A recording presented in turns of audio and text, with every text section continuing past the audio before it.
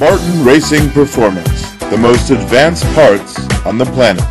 Oh yeah.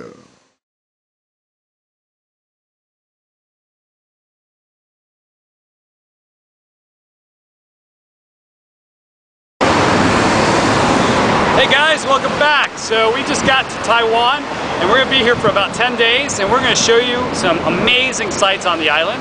So get ready as the Scooter Maven hits Taiwan. First thing you need to know in Taiwan, if that guy starts running, you better run. Well, don't get too cozy, because if you get too cozy, you could end up getting killed by a scooter.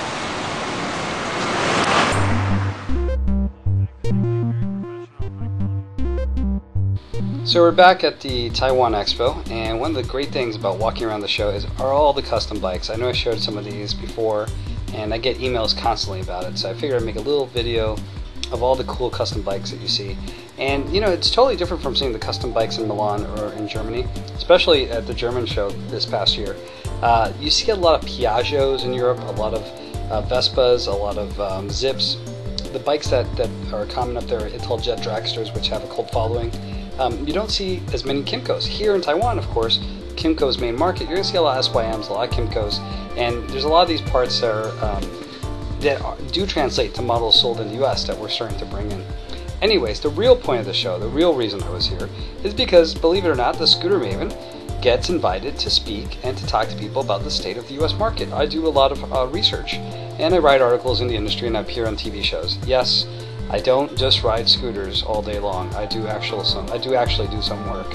So this was a conference. We had about 200 people in the room, and I'm going to give you a short preview of the conference before I post actual videos of my speech. So this is just a small sample of the speech.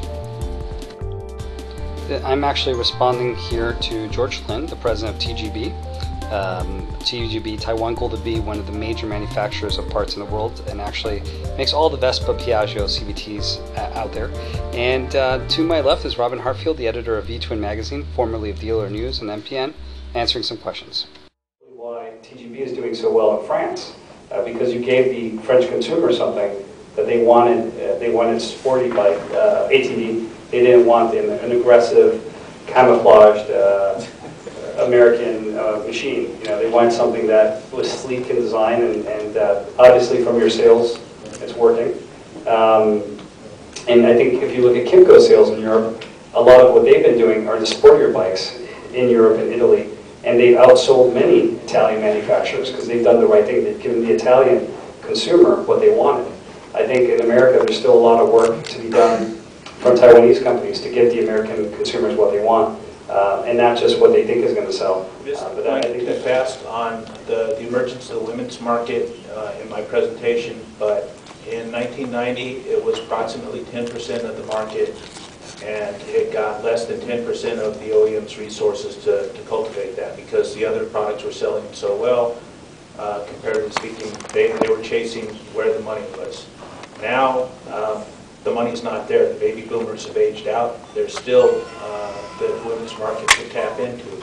And it's up. It's maybe 12% of the total, but there are companies, the past couple years, Kawasaki devoted probably 80% of their sales and marketing internal resources to chasing that 10 to 12% market, because it was going to grow.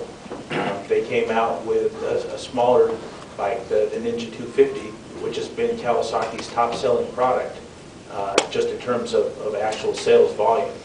So they went after the emerging market. They chased that women's market to good success with that one model.